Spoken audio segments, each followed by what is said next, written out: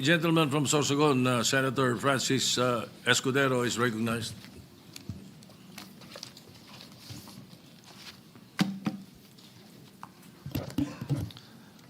Thank you, Mr. Senate President. Thank you, distinguished Majority Floor Leader. I rise to make a brief manifestation in response to the events of recent days. Ginoong Pangulo, meron po tayong kasabihan sa wikang Pilipino. Kapag nagturo ka ng daliri sa iba, may tatlong daliri na nakaturo palagi pabalik sa iyo. Sa mga nakaraang linggo, malinaw na nililihis ang galit ng taong bayan tungkol sa mga ghost at substandard flood control projects mula sa mga totoong may kasalanan patungo sa Senado at sa ilang mga miyembro nito. Tila pilit na ginagawang panakipbutas, ika nga at fall guy, at diversyon ang mga senador palayo sa Kamara at sa mga tunay na may sala. Klarong-klaro po ang script nito.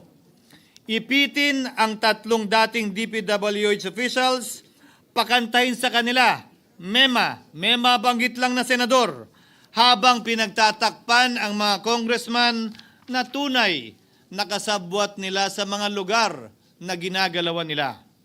Simple ang patunay dito. Kapanipaniwala ba na wala silang kinausap na kahit isang congressman nakaupo na totoong may hawak ng mga distrito sa lugar na ginalawan nila sa hinaba-haba ng testimonya nila dito o sa Kamara? Banggit sila ng banggit, name drop sila ng name drop ng pangalan ng senador. Maski na klaro naman kung inyong papakinggan na wala silang masabing direktang nakausap o binigyan ng anuman. Lahat ito para lamang ipako ang mga senador sa media at sa publiko at ilayo ang atensyon sa Kamara at mga congressman. Bakit nga ba? Dahil tila mas malaking isda, ika nga, mas mataas, mas kilala ang mga senador kumpara sa congressman? Umaasa sila na maiibsan ang galit ng tao sa kanilang mga anomalya ukol sa flood control at tuluyan na silang makakatakas mula sa anumang pananagutan. Isang tao lamang, Ginoong Pangulo, ang nasa likod ng script at sarswelang ito. Siya ang dahilan ng kaguluhan, pagkakaaway-away, pagkakawatak-watak na ngayon yumayanig sa ating bayan, maprotektahan lamang ang sarili niya. Ang pangalan niya ay matagal nang bulong-bulungan sa bawat sulok ng bansa, pero ngayon, unti-unti nang sinisigaw ng taong bayan.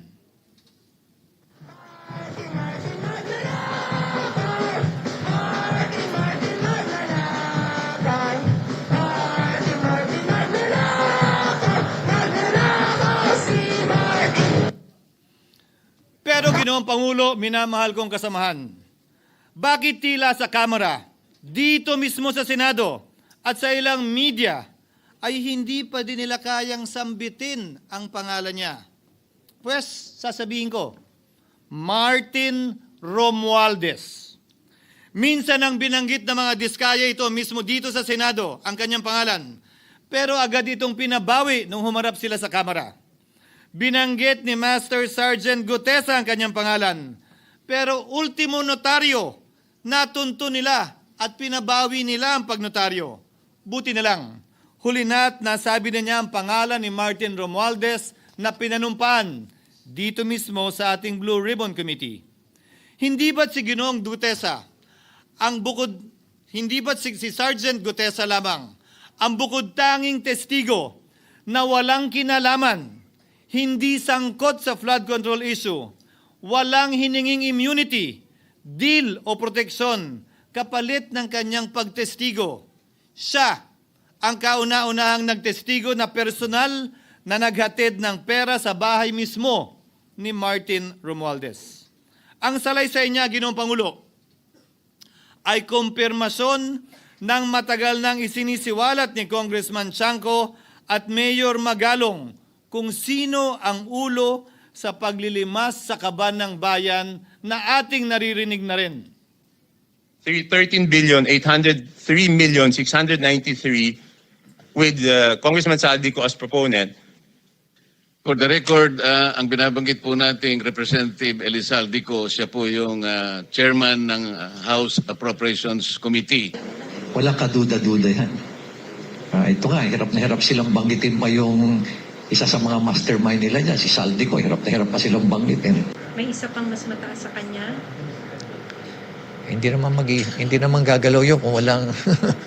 Siyempre, hindi naman gagalaw yun kung walang pahintulot yung mas mataas sa kanya. Just the House Speaker. Ginoong Pangulo, pahintulutan niyo po ako magkwento ng konti upang patotohanan ang mga salitang ito. Taong 2023 nung tinalaga si Ginoong Kiko Laurel bilang kalihim ng kagawaran ng agrikultura. Bilang suporta sa kanyang mandato, tinanong ko noon ang isang simpleng katanungan sa budget process natin. Bakit mas malaki ang pondo ng flood control kesa sa agrikultura? Why is it that the budget for flood control is bigger than the budget of the Department of Agriculture or the agriculture sector as a whole? The fifth biggest allocation, not even a department, is flood control. And allocating a measly 31 billion for irrigation, for rice. Why? Pagkatapos po noon, tinulungan ko siyang bawasan ng flood control budget at idagdag sa 2024 budget ng Department of Agriculture. Aniya, tumawag daw sa kanya si Congressman Zaldico dahil pinapatanong daw ni Speaker Romualdez, bakit binawasan ang pondo ng flood control? Ngunit wala nang nagawa si Congressman ko dahil sinabi niyang pasayan ng Pangulo. Nung termino ko rin po bilang Pangulo ng Senado, maraming beses po akong tinanong ni Pangulong Bongbong Marcos tungkol sa panukalang budget para sa 2025. Sinabi ko po sa kanya ang buo at tapat na katotohanan para malaman po niya ang tunay na larawan at sitwasyon ng pambansang budget para sa taong yon. Ito marahil, Ginoong Pangulo, minamahal kong kasamahan, ang isa sa mga dahilan kung bakit pinag-utos ng Pangulo ang pag-veto at pag-for late release sa FLR at pag-hold ng malaking bahagi ng budget nila. Marahil, isa rin ito sa mga dahilan kung bakit ninais ng Pangulo na matanggal si Congressman Zaldico bilang chairman ng House Committee on Appropriations dahil sa mga inilahad ko at marahil na-discover din ng Pangulo kaugnay sa 2025 budget. Hindi malayo, Ginoong Pangulo, na naganap din ang mga ito noong 2023, 2024 at mga nauna pang budget kung saan napakaraming ghost at substandard projects ayon kay Secretary Vince Dizon at ayon mismo sa talumpati ng ating kasamahan na si Senator Ping Lacson. Ngunit marahil ay walang naglakas loob na sabihin ang katotohanan kay Pangulong Marcos o magsumbong sa kanya kaugnay sa ilang mga bagay na ito bago ako. Nais ko din pong kumpirmahin ang sinabi ni Congressman Toby Chanco na ang pag-file ng impeachment complaint laban kay Vice President Sara Duterte ginamit na paraan ni Speaker Romualdez para mag-release ng pondo nila na naka-FLR or for late release bago mag-eleksyon. Maski na alam po niya na hindi po ito kayang talakayin ng Senado hanggang sa Hunyo pa mula nung simula. Ulitin ko, ginamit ni Martin Romualdez ang FLR at ang pangalan ng Pangulong Marcos upang itulak ang kanilang unconstitutional na impeachment complaint. Sabi nila, pumirma kayo dahil kung hindi lalabas ang pondo nyo na naka-FLR bago mag-eleksyon. Subalit, Ginoong Pangulo, hindi ito umubra. Hindi ito umubra dahil tinanggihan ito ni PBBM. Sinabi niyang walang ganyang uri ng usapan at sinabi niyang hindi niya gagawin yon. Kaya't hanggang ngayon, nananatili pa rin for late release ang mga questionableng pondo nila. And that is why, Mr. President, distinguished colleagues, at the height of the impeachment controversy and amidst the passion of some sectors to remove the Vice President at all costs, I urged prudence and level-headedness because I knew that greed and not accountability was the reason behind it. In the end, Mr. President, the Supreme Court vindicated us. The Supreme Court vindicated us by saying, among others, quote, "There is a right way to do the right thing at the right time. This is what the rule of just law means." Close quotations. Ginoong Pangulo, sinisi po sa akin ni Speaker Romualdez ang pagkakatanggal kay Congressman Zaldico. Sinisi po niya sa akin ang pag-FLR or for late release ng kanilang mga proyekto. Sinisi po niya sa akin ang pagkakadismiss ng impeachment complaint laban kay VP Sara na nakikita niyang makakatunggali niya sa susunod na halalan. Sinisi din niya po sa akin ang pagkakasira ng kanilang maitim na balakin sa 2025 budget na nagawa nila ng walang balakid na mga nagdaang taon. Ginoong Pangulo, naging tapat ako at ginawa ko lamang ang aking tungkulin.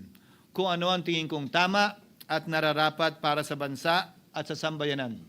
Subalit, sa kabila po nito, nagsimula na ang lahat ng bira, paninira at kaso laban sa akin at sa Senado. At ang nasa likod ng lahat ng ito, walang iba kung hindi si Martin Romualdez. Ika nga ni Mayor Magalong na ngayon lamang nakita ko sinisiraan na rin ngayon.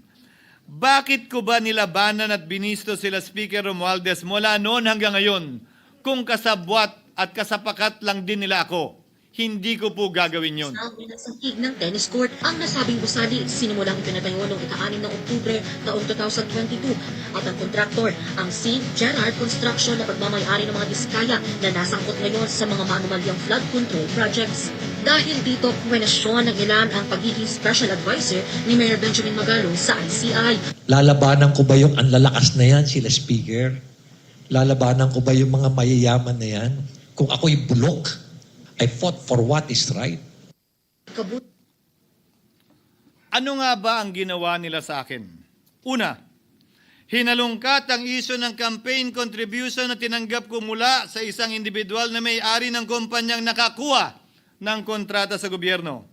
Inipit niya ang budget ng COMELEC sa Kamara dahil dito at binusisi ang di umano kaso kong ito.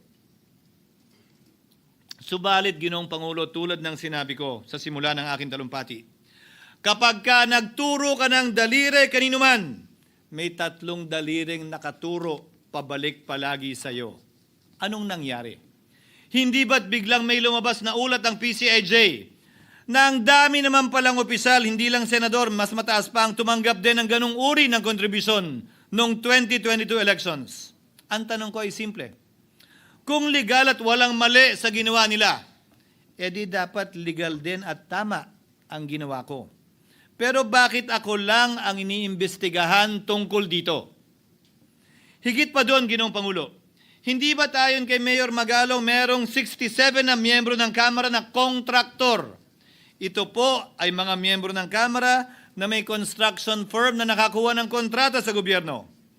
Kung bawal talaga ito, ibig sabihin ba niyan, bawal na nilang gastusin ang sarili nilang pera para sa kanilang sariling kandidatura?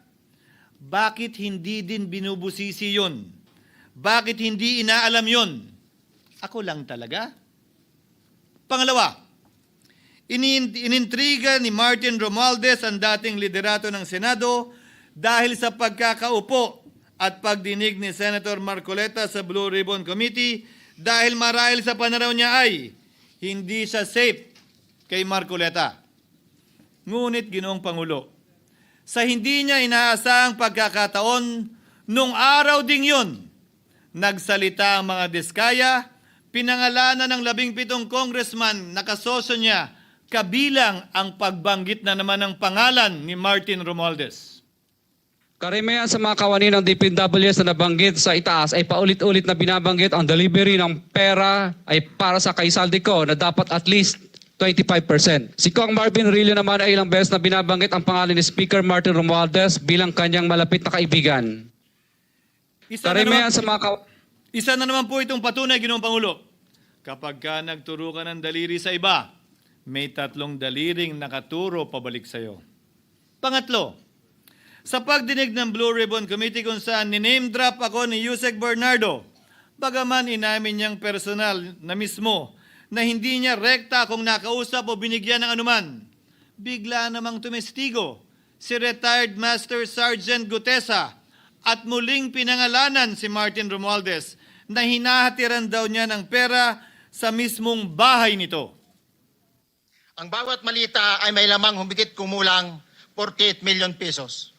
Kalimitang dinadala sa bahay ni Congressman Saldico, ibababa lamang namin ay 35 malita para i-deliver sa bahay ni House Speaker Martin Romualdez. Gamit ang script niya sa pagturo sa akin, ayan na naman. May 3 daliring nakaturo palagi pabalik sa kanya tuwing ginagawa niya yan. Ulitin ko po for the record, Ginoong Pangulo, ang sinabi ni retired Master Sergeant Gutesa. 35 maleta ng pera na naglalaman na mahigit kumulang 48 milyong piso bawat isa o kulang-kulang 1.7 billion pesos sa isang delivery ay di umano hinatid niya sa iba't ibang bahay, sa iba't ibang pagkakataon ni Martin Romualdez. Subalit, sa kabila ng lahat ng ito, hindi ba nakapagtataka? Bakit hindi sinasama si Martin Romualdez sa anumang investigasyon? DOJ man, NBI man, AMLAC man. No ako po ay pinuntahan, no ako po ay dumalo sa imbitasyon ng ICI bilang resource person. Binanggit ko at tinanong ko din ito sa kanila. Ganito ba katindi ang kapangyarihang hawak ni Martin Romualdez? Na bagaman hindi siya speaker, tila the name that cannot be mentioned pa din siya at nagagawa pa din niya ang nais niya kaugnay sa isang mapamiling hustisya o selective justice. Halimbawa, bakit ang daming kondisyon bago ipasok ang mga diskaya na nagpangalan sa maraming congressman sa witness protection? Pero pag si Alcantara, Hernandez at Bernardo, walang ganong kaparehong kondisyon. Bakit hiniling agad ang freeze order di umano para sa asset ng mga name drop na senador? Pero maliban kay Congressman Zaldico na mukhang nilalaglag na nila, ni isang congressman walang request para sa freeze order. Pagdating naman kay Martin Romualdez na dineliveran ng bilyong piso sa bahay mismo niya, ang sabi ay, quote, "We will work on it lang." Bakit interesado ang lahat sa 6 na senador na idadawit di umano ni Bryce Hernandez na handang-handa tayong alamin sana kung sino-sino sila para mapagpiestahan natin sila? Pero nung sinabi ni Bryce na hindi pala senador, kung hindi kongresista lamang ang papangalanan niya, aba, biglang naglaho ng parang bula ang atensyon. Parang wala na nagtanong. Parang wala ng interes para alamin, sino-sino nga ba yung mga yan? Kung ako po yung tatanungin nyo, alam ko merong 6 na senador eh. May nagtatanong sa akin, bakit wala si Cheese? And my answer to that is, I'm almost sure, no, probably hindi mame-mention si Cheese simply because walang insertion doon. Si Sa Bulacan. Escudero, wala doon. Hindi po senador yung laman nung computer ko. So fake news yun, ha? May 6 na senador na nunumbrahan mo daw. Mga congressman yung nasa computer mo. Yes, yung nasa computer ko po, congressman po. Okay, thank you.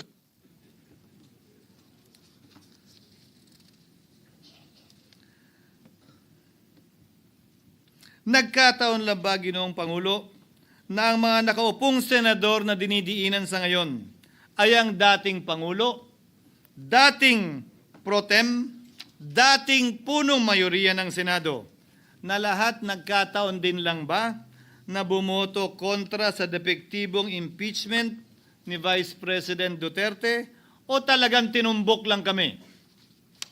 In other words, Mr. President, are we truly for transparency and accountability, or are we merely offering a politically convenient sacrificial lamb in an attempt to appease the rage of the people?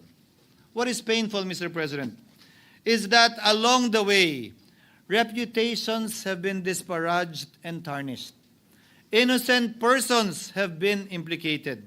And the Senate is slowly but surely being destroyed.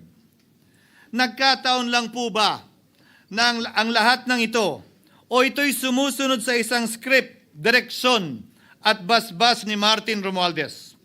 Sa kanyang script na naglalayong ilihis ang galit ng bayan mula sa kanya at sa mga kasabwat niya at ituro ito sa Senado at mga senador. Ginoong Pangulo, ang script at sarswelang ito ay di uubra dahil napakalayo po nito sa katotohanan.